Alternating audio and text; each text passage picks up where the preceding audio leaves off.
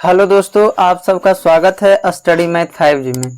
दोस्तों, इस वीडियो में आज हम बात करने वाले हैं क्लास 10th का हिंदी वर्णिका भाग 2 चैप्टर नंबर है दूसरा, जिस चैप्टर का नाम है 20 के दांत। ठीक है, इसका हम पूरा निचोड़ कर ऑब्जेक्टिव निकाले हैं। 2024 के लिए बहुत ही MVVI होने वाला है। ठीक है, इस वीडियो को पूरा अंत तक देख लेते हैं तो 4 से 5 नंबर ऑब्जेक्टिव में इस चैप्टर से पूछता है। ठीक है, चलिए वीडियो को शुरू करते हैं। सबसे पहला नंबर सवाल है बाबू, करा सेन साहब के पास किस रंग की मोटर कार है? तो सेन साहब के पास जो कार है काले रंग की है। कौन सी रंग की है? काले रंग की है। ठीक है, चलिए अब देखते हैं दूसरा नंबर सवाल। दूसरा नंबर सवाल में करा 20 के दांत शीर्षक पाठ किस कहानी संग्रह के से लिया गया है? 20 के दांत जो है किस कहानी संग्रह से लिया गया है? किससे लिया गया है बाबू? तो 20 के दांत तथा अन्य कहानियों से लिया गया। तो 20 के दांत है तो 20 के दांत से लिया गया था। ठीक है, और अन्य कहानी से लिया गया था। ठीक है, चलिए अब देखते हैं तीसरा नंबर सवाल। तीसरा नंबर सवाल में कह रहा है वाकिफ शब्द का अर्थ क्या होता है? वाकिफ शब्द का अर्थ क्या होता है? वाकिफ शब्द का अर्थ होता है परिचित। क्या होता है? परिचित होता है। वाकिफ शब्द का अर्थ क्या होता है? परिचित होता है। ठीक है, चलिए अब देखते हैं 4 नंबर सवाल। 4 नंबर सवाल में कह रहा है नलिन बिलोचन शर्मा पटना विश्वविद्यालय के हिंदी विभाग के अध्यक्ष कब बने थे? तो जो नलिन बिलोचन शर्मा थे पटना विश्वविद्यालय के हिंदी विभाग के अध्यक्ष कब बने थे? कब बने थे बाबू?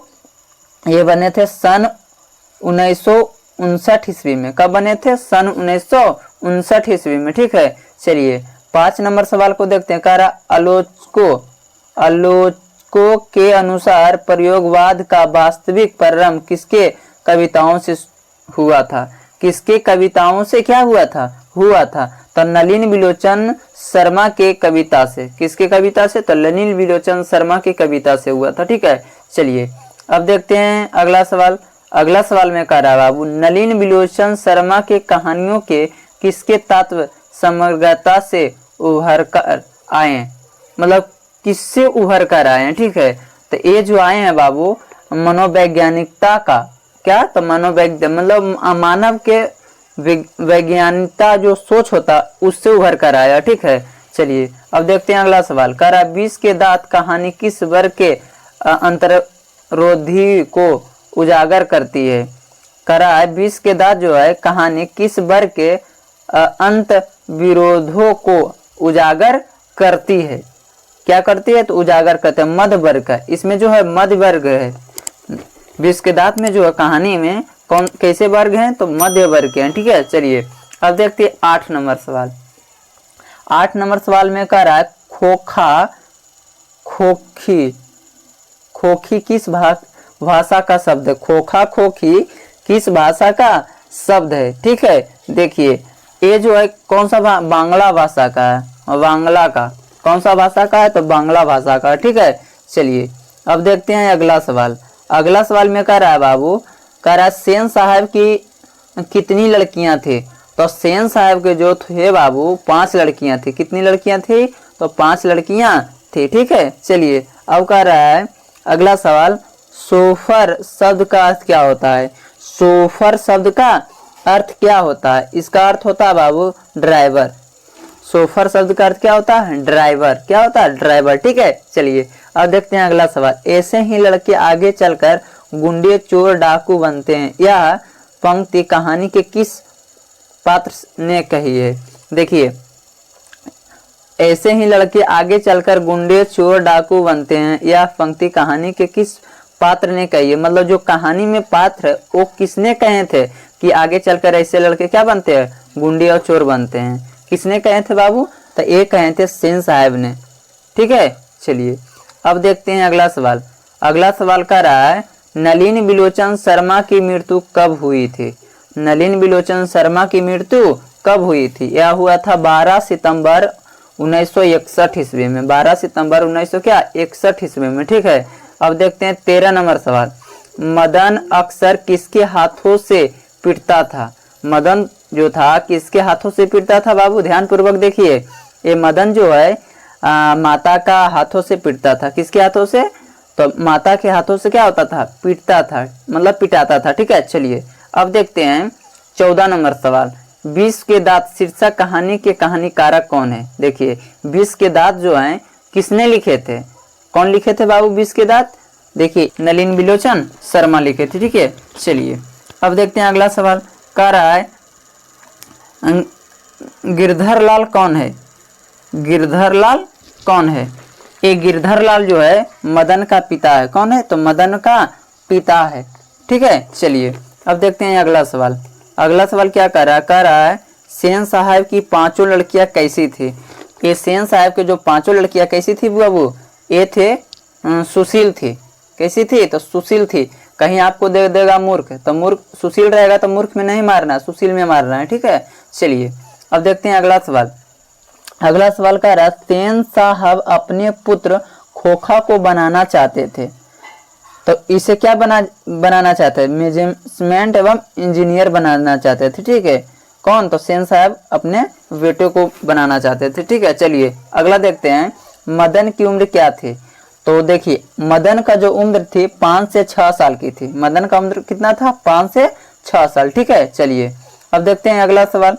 अगला सवाल में कह रहा है बाबू कासू मदन के साथ किस खेल में शरीक होना चाहता था? कासू और मदन के साथ किस खेल में शरीक होना चाहता? जो गली में क्या चीज खेल रहा था? लट्टू के खेल में। कौन सा खेल में? लट्टू खेल नहीं रहा था, उसी में खेलना चाह रहा था। ठीक है, चलिए अगला सवाल। मदन ने कासू के कितने दांत तोड़े थे? देखिए मदन जो थे कासू के कितने दांत तोड़े थे? तो इसमें 2 दांत तोड़े थे। कितने दांत? 2 दांत तोड़ दिए थे। ठीक है, ये देखिए एमवीबी आई जो कि 2024 में पूछ सकता है। ठीक है, चलिए अगला देखते हैं गिरधर लाल किसकी फैक्ट्री में किरानी था? गिरधर लाल जो थे किनके फैक्ट्री में क्या थे? किरानी थे। तो सेन साहब की फैक्ट्री में किरानी थे। ठीक है, चलिए अब देखते हैं अगला सवाल।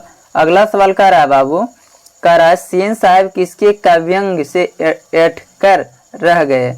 किसके काव्यांग से ऐंठकर रह गए हैं? किसके काव्यांग से बाबू? आप लोग ध्यान से आप लोग पढ़े होंगे तो इसका जवाब दीजिए। पत्रकार महोदय के व्यंग से।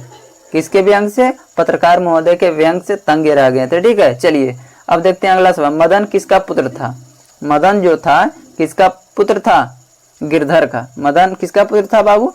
तो गिरधर का पुत्र था। ठीक है, चलिए अगला सवाल देखते हैं। विष के दांत पाठ की विधा है। विष का जो दांत है क्या है? निबंध है, वाकचित्र है, कविता है, कहानी है। क्या चीज है? आप लोग पढ़े होंगे कहानी, तो क्या चीज है इसका? ध्यानपूर्वक आप बताइए आप लोग।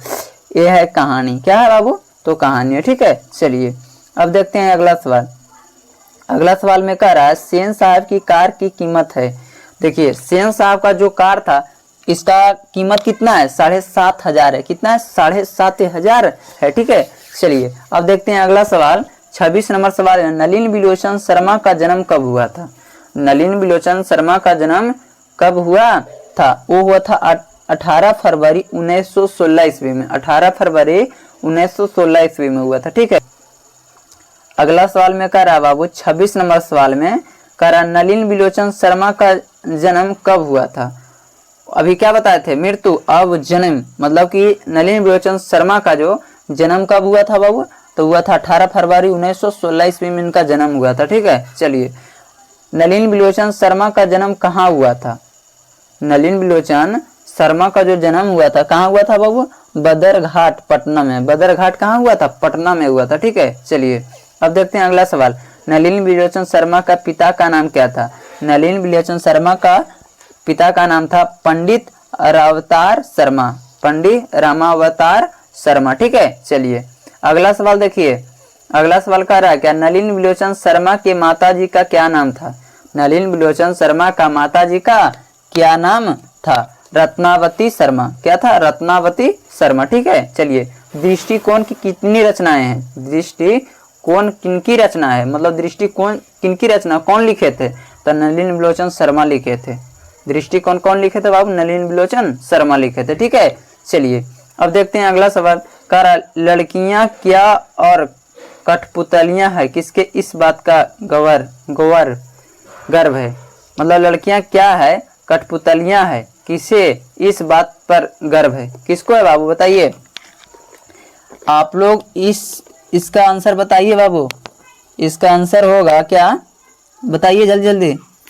इसका आंसर होगा माता पिता को। किसको? माता पिता को। ठीक है, चलिए अब देखते हैं अगला सवाल। अगला सवाल में क्या कर रहा है? अगला सवाल में क्या कर रहा है बताइए? कर रहा है, अगला सवाल में कह रहा है मोटर कार को किसके खतरा हो सकता है? मोटर कार से किससे खतरा हो सकता है?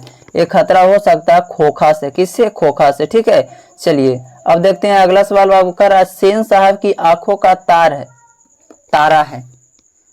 सेन साहब की आंखों का तारा कौन है? तो खोखा। कौन है? खोखा जो है आंखों का क्या है? तारा है। ठीक है, चलिए अब देखते हैं अगला सवाल। अगला सवाल में क्या कह रहा है? कह रहा है खोखा के दांत किसने तोड़े? तो खोखा के जो दांत तोड़े थे मदन ने तोड़े थे। ठीक है, चलिए अब अगला देखिए। MBBI है महल और झोपड़ी वाले की लड़ाई में अक्सर महल वाले ही जीतते हैं, पर उस हालत में जब दूसरे झोपड़ी वाले उनकी मदद अपने ही खिलाफ करते हैं। इस पाठ की पंक्ति है। किस पाठ की पंक्ति है बाबू? तो 20 के दांत। किसके पंक्ति है? तो 20 के दांत ये चीज कहे हैं। ठीक है, 20 के दांत में। ठीक है, चलिए अब देखते हैं अगला सवाल। अगला सवाल कह रहा है सीमा, रजनी, आलो, शेफाली, आरती, ये 5 जो नाम है किनके हैं? तो सेन साहब की बेटियां के 5 नाम है। ठीक है, ये भी MBBI हो सकता है कि इस बार पूछे। पांचों किनकी बहनें थी? किनकी बहनें थी? तो एक जो थे खोखा की बहनें थी। ठीक है, कह देगा पांचों किसकी बेटी थी? तो सेन साहब की बेटी में मारिएगा। ठीक है, अब बहने का आएगा तो खोखा। ठीक है, चलिए अब देखते हैं अगला सवाल। मैं तो खोखा को इंजीनियर बनाने जा रहा हूँ, यह कथन किसका है? यह कथन किसका है? तो सेन साहब का है। किसका बाबू? सेन साहब का है। ठीक है, चलिए अब अगला सवाल देखते हैं। अगला सवाल में कह रहा है मदन के लिए क्या खाना मामूली बात थी? मदन के लिए जो है मार खाना मामूली बात थी। ठीक है, चलिए किसके अनुसार सेनों ने सिद्धांतों को भी बदल लिया था? किसके अनुसार सेनों ने सिद्धांतों को भी क्या किया था? बदल लिया था। तो खोखा के अनुसार। किसके अनुसार? खोखा के अनुसार। ठीक है, सेन साहब के मित्र कौन थे? तो सेन साहब के जो मित्र थे बाबू, कौन थे बाबू? ये थे पत्रकार। सेन साहब का मित्र कौन थे? पत्रकार थे मित्र। ठीक है, चलिए अगला सवाल देखते हैं। अगला सवाल में कह रहा कौआ की जमात में शामिल होने के लिए कौन ललक गया? कौन ललक गया? देखिए बाबू, ये हंस का उपाधि दिए हैं। किनको? तो खोखा को हंस के उपाधि दिए हैं। ठीक है, कौओं की जमात में शामिल होने के लिए कौन ललक गया था? तो हंस। ठीक है, जो कि मदन जो खेल रहा था गली में लट्टू, उसमें कौन खेलने गए थे? तो खोखा वो गए थे, इसी को दिया गया हंस। ठीक है, चलिए अब देखिए अगला सवाल। अगला सवाल में कह रहा सेन साहब की मोटर कार थी। तो सेन साहब का जो मोटर कार थी स्ट्रीमल इंड थी। ठीक है, चलिए सेन साहब ने किसे खूब फटकार लगाई? तो किसको? तो गिरधर लाल को खूब फटकार लगाई। किसको लगाया? गिरधर लाल को बहुत फटकार लगाए। ठीक है, चलिए किससे मोटर की चमक दमक को कोई खतरा नहीं था? बताइए किससे मोटर की चमक दमक को कोई खतरा नहीं था? सेन साहब की पुत्रियों से। सेन साहब की क्या? पुत्रियों से। ऑप्शन नंबर डी हो जाएगा। ठीक है, चलिए अगला सवाल देखते हैं। कह रहा है गिरधर लाल किस वर्ग का प्रतिनिधित्व करता है? गिरधर लाल जो है किस वर्ग का प्रतिनिधित्व करता है? तो निम्न वर्ग का। किसका? तो निम्न वर्ग का प्रतिनिधित्व करता है। ठीक है, चलिए अगला सवाल देखते हैं। नलिन विलोचन शर्मा कथ्य, शिल्प तथा भाषा आदि स्तरों पर आग्रही थे। तो किस भाषा पे? नवीनता के। ठीक है, चलिए अब देखते हैं अगला सवाल। अगला सवाल इसमें नहीं है।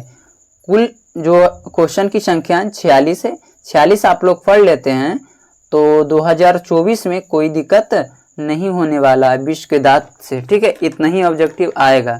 ठीक है, वीडियो को अंत तक देखने के लिए धन्यवाद। आप लोग मेरे चैनल पे नए हैं तो चैनल को सब्सक्राइब कर लें, और दोस्तों के पास शेयर नहीं किए हैं तो वीडियो को शेयर कर दें, ठीक है। और लाइक नहीं किए तो लाइक करके इस चैनल पे से जाएं, ठीक है। Thank you for watching.